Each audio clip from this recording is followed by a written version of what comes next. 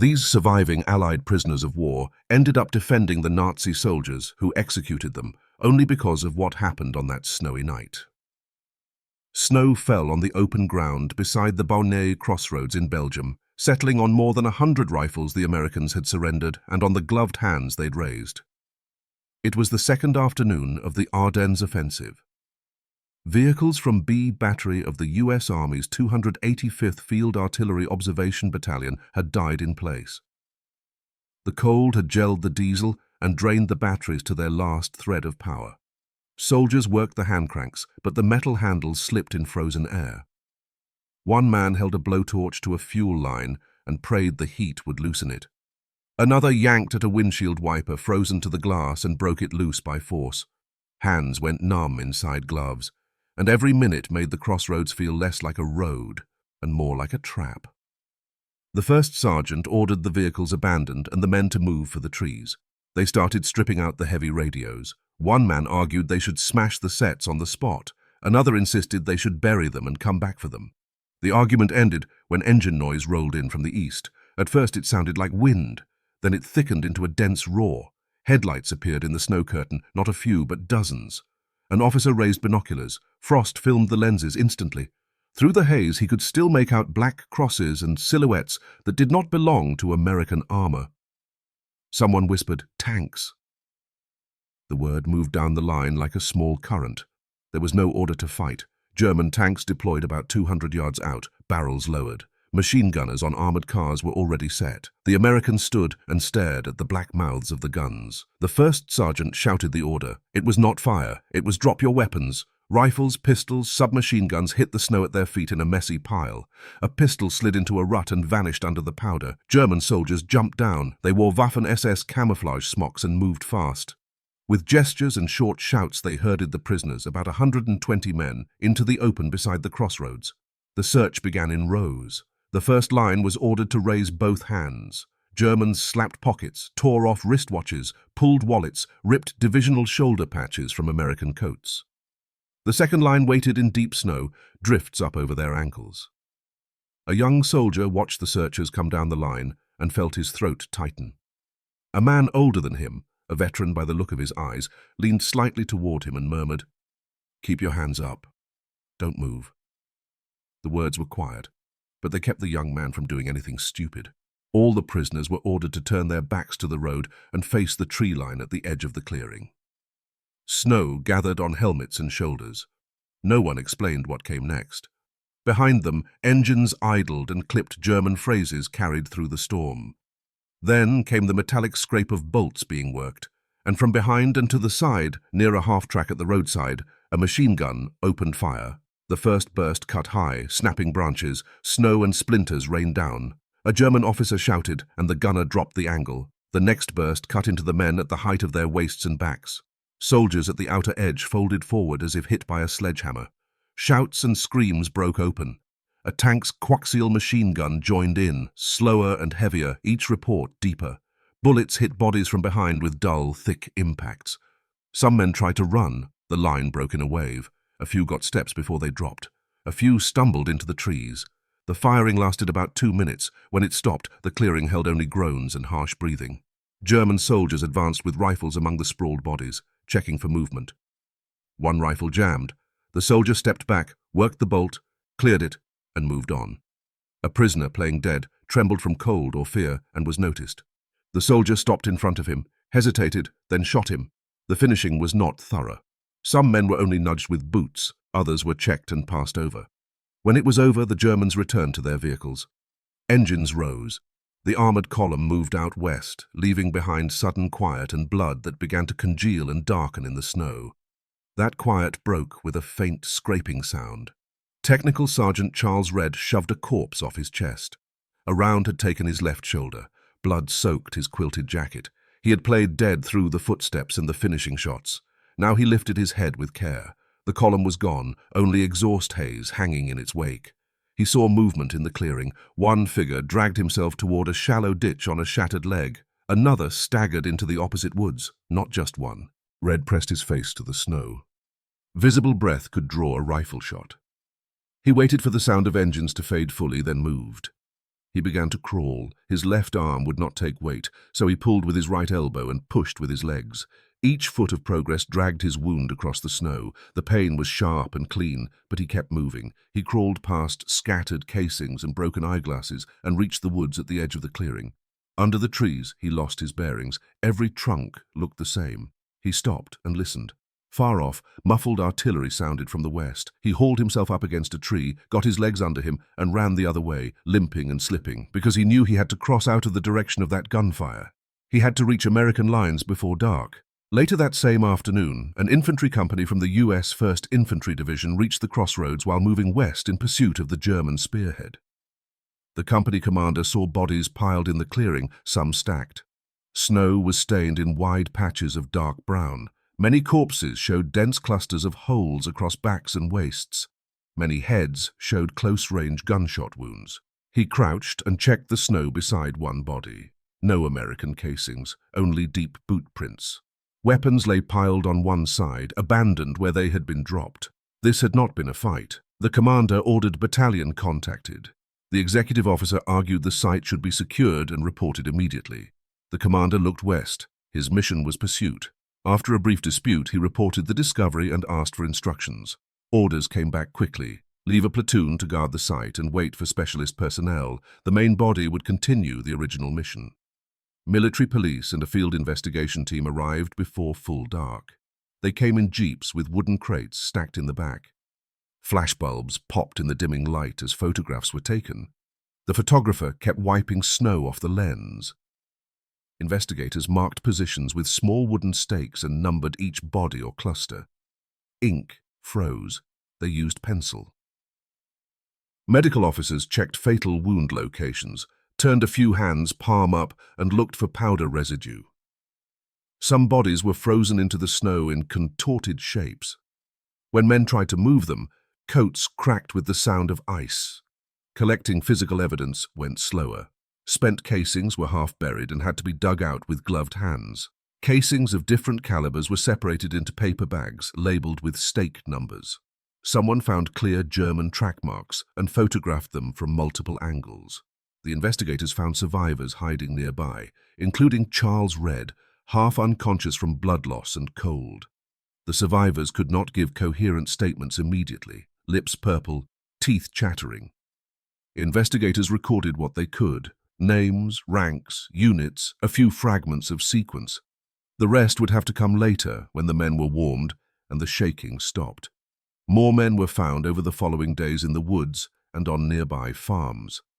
The final number of survivors rose above 40. A field investigator drafted the initial report by hand in a tent. It described the location, time, and units involved and placed the preliminary death count above 80.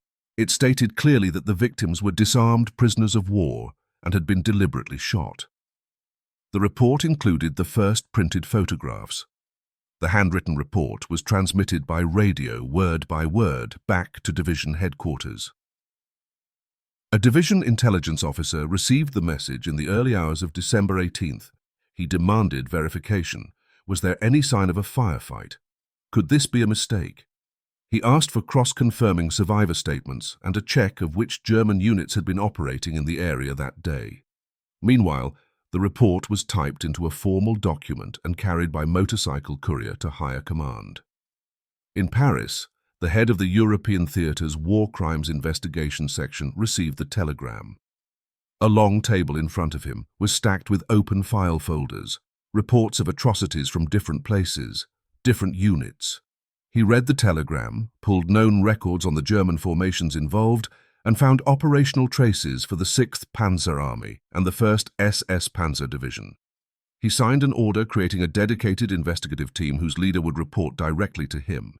The case was given an official number: European Theatre of Operations War Crimes Case number 694, the Baugnez Crossroads Incident. A thick manila folder was opened. An archivist wrote the case number and name on the label in fountain pen. The first document placed inside was the formal report from the front. The folder would fill with witness statements, evidence inventories, photographs, maps, summaries of German personnel records, and interrogation transcripts. For the moment it was almost empty, waiting to turn blood in the snow into language dry and exact enough to survive a courtroom. At 9:17 a.m. on May the 16th, 1946, in Dachau, Germany, inside a hall converted from a section of the former concentration camp, that language began to be tested. At the front of the courtroom hung an American flag and a U.S. Army flag. Behind long tables sat 74 defendants, all formally assigned to the 1st SS Panzer Division. They wore old uniforms, stripped of insignia or dark civilian clothes. The gallery was packed. Reporters, Allied officers, Red Cross observers, local German judicial officials. The air smelled of damp old wood and faint carbolic disinfectant. The clerk verified the names and prisoner numbers of all 74 defendants. The routine took minutes but felt longer in the stillness. A photographer was permitted a few wide shots before the judges entered. When the first flash went off, heads turned on instinct and the metal stand gave a faint, cooling hiss. The judges and a panel of 8 officers took their seats. The chief prosecutor stood, opened a blue folder, and read the indictment. It charged that on December 17, 1944, at the Baugnez crossroads in Belgium, the defendants intentionally murdered disarmed American prisoners of war. His voice carried a light echo in the high hall. When he read the word intentional, an elderly man in the gallery made a choking sound and was escorted out. The scrape of chairs cut into the reading. The judge waited for the door to close and the indictment resumed. The indictment ran 47 pages and took 40 minutes. Each defendant stood when his name was called. They rose in sequence, a wall of grey-blue backs behind the tables. In the last row of the gallery sat 3 survivor witnesses who had travelled from the United States, Charles Redd, Joseph Madison and Robert Everly. They watched the line of standing men without speaking. The court moved into the fact confirmation phase. Major Henry Carter of the military police, who had directed the initial scene investigation, swore on a Bible. The prosecutor showed enlarged photographs, 12 in total. Carter used a pointer to indicate the densest cluster of bodies, and described how most lay face down or curled on their sides, with wounds concentrated across backs and waists. He moved to another photo and pointed out bodies with close-range head wounds. He testified there were no American casings on the ground, only German-made casings, and that the pattern of wounds showed the men were shot from behind. Colonel Willis Everett, lead counsel for the defense, objected that the photographs could inflame emotion and interfere with rational assessment. The judge admitted them as direct evidence of the scene and instructed the panel to consider only what they showed and what the witness could authenticate.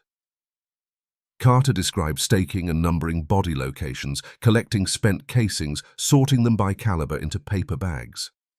When he stated that 287 German-made casings had been collected, Everett demanded the physical evidence bags. A cart was rolled in with clear pouches. Everett checked a seal number against the evidence log line by line, waited a beat as if deciding whether to press further, then nodded and returned the log without further objection.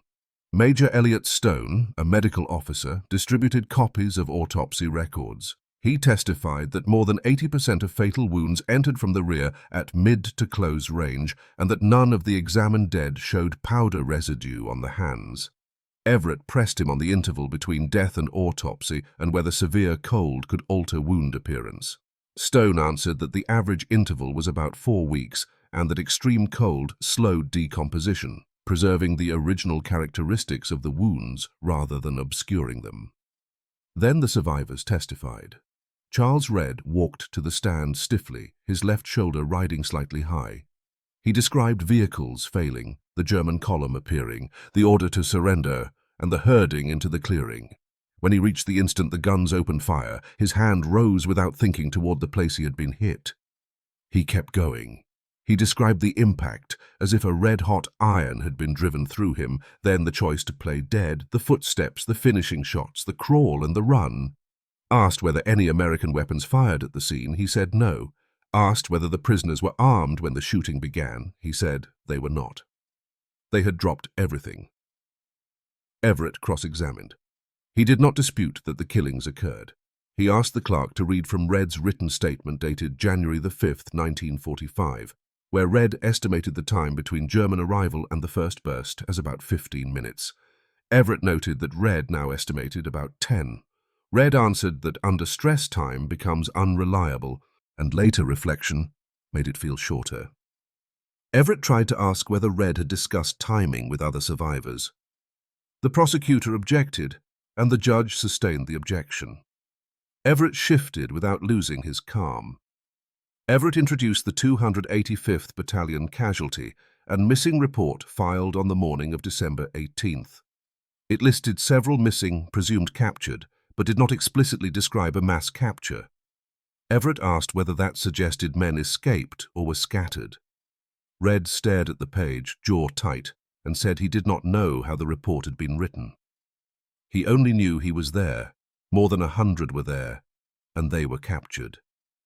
Joseph Madison and Robert Everly matched Red on core facts. Minor discrepancies appeared in estimates of German vehicles and how long the firing lasted. Everett did not seize on the differences as proof of fabrication.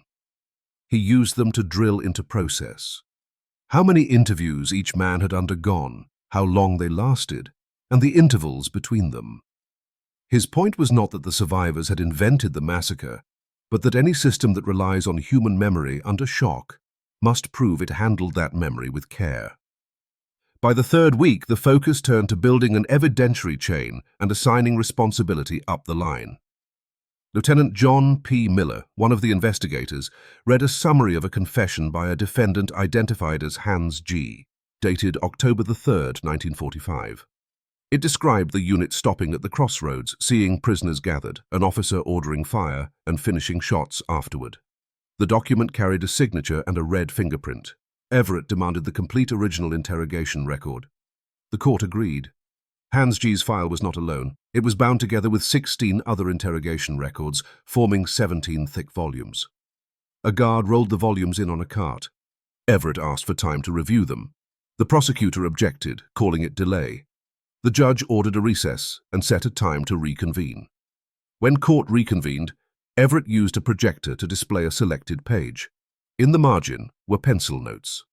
He pointed to one, Wer Einheit, and asked Miller whether it was his handwriting and what it meant. Miller admitted it was his and meant verify unit designation. Everett asked whether making such a note signaled uncertainty inside the record. The prosecutor objected as speculative. The judge allowed the line of questioning to continue. Everett then said he had no further questions at that moment, and the silence carried its own meaning.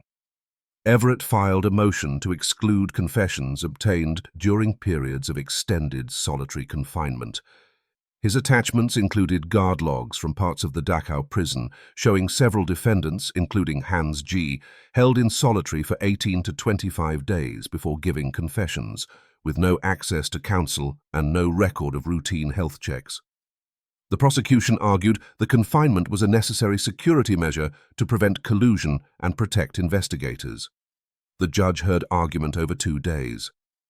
The final ruling was that the confessions could be admitted, but the panel, in weighing them, must fully consider the specific environment and conditions under which they were obtained. The ruling did not throw the case out, but it changed the weight of every later question. The prosecutors still had their confessions on the table. The defense now had a handle to pull. From that point on, the fight in the room was less about whether the snowfield killings happened and more about how much pressure the army could use, how long it could isolate suspects, and what a panel should do with words signed at the end of that isolation. In the gallery, the survivor witnesses sat without moving, watching the argument slide from what was done at the crossroads to how the record of that act was built. The prosecution pressed on with fragments of captured German march logs and summaries of radio signal records to sketch a command chain. The defense attacked each document's direct link to the Baugnez incident and demanded more custodians, translators, and technical witnesses. Proceedings slowed into technical disputes. Daily transcripts grew thick. The case was no longer only about what happened at the crossroads, it was also about the machinery that tries to prove what happened. On July 2nd, the prosecution rested. Everett called few witnesses. His closing argument walked through each category of evidence and insisted on a separation the law demanded. The massacre, which no one could erase, and the question of whether the prosecution had proved beyond a reasonable doubt that each of the 74 men at those tables bore personal criminal responsibility. He warned that justice must operate like a precision machine, gear to gear, even when the facts are ugly. If procedure bent under the weight of atrocity, he argued, the bend would shadow every later attempt at justice. Tasked with evaluating the follow-on handling of major war crimes trials, the Malmedy case ranked third on its list. The committee spent months reading. They noticed later recantations by some defendants who said earlier confessions had been made under sustained questioning and psychological pressure. They noted that solitary confinement periods exceeded ordinary army time limits for POW handling, even though these men were now treated as war crimes suspects. They also noticed small shifts in the paper trail, how early survivor statements were raw and later testimony was more structured, as if time itself had sanded the edges. The committee could not overturn verdicts. It drafted a memorandum recommending that, given the case complexity and procedural doubts, commutation of some death sentences should be considered to demonstrate the fairness of American justice. The memorandum was marked confidential and circulated only among senior officers. Commutation arrived in steps. In October 1948, 6 death sentences were reduced to life imprisonment. In January 1949, 11 more were reduced. Each time the Army issued a short press release referencing review and overall considerations, and each time coverage shrank, as if the story were being filed away in public memory the way the documents had been filed in basements. In May 1949, Everett delivered his final report, 400 pages with hundreds of indexed items, directly to the Senate Armed Services Committee. He accused war crimes investigators of systematically using illegal methods to obtain confessions, including fatigue interrogation, psychological coercion, and physical abuse. The report went not to a judge, but to a committee office. The press caught wind. The Chicago Tribune led with a headline framed as a question. Other papers followed, and the argument over Malmedy turned into an argument over America. In July 1949, the Senate Armed Services Committee announced a special subcommittee to investigate allegations concerning Army war crimes trial procedures, particularly the Malmedy trial procedures. Hearings were set for October. On October the 13th, the subcommittee opened in a hearing room in the Senate office building, the floor covered in dark carpet. 5 senators sat behind a long table. There was no jury and no defendant's bench. The gallery held staffers, reporters, and a few uniformed observers. The atmosphere was quieter than Dachau and more bureaucratic. Documents, dates, procedures. The first day brought a legal advisor from the Army Inspector General's office to outline the rules. Senators asked where practice could have drifted from written procedures. The second day, Everett appeared in a dark suit and laid out his claims with tables of dates and contradictions, lists of solitary confinement periods, and citations to the Army's own manuals. He did not shout. He pointed. A senator asked whether convictions could have been possible without disputed confessions. Everett said that reliance on such confessions was the question, not the answer.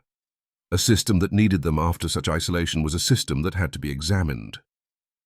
The third day brought a former official from the war crimes investigation apparatus.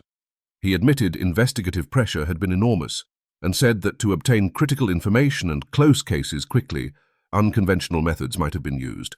He insisted he had never authorized physical torture. Asked to define unconventional methods, he grew vague, describing urgency, isolation, and long hours without drawing a clean line. On the fourth day, Charles Redd took the witness chair. He swore again, this time in front of a microphone. Senators asked how many formal interviews he underwent before signing a statement. He said 3, short in a field hospital, longer in Paris barracks, then final drafting. Asked whether investigators had shown him other statements or confessions, he said that in the third interview they showed him a timeline chart to check sequence, with event points mentioned by a few survivors. Asked whether he felt guided to change his account, he said no. He said they were trying to sort order, not plant content, and he added a blunt line that cut through all the paper.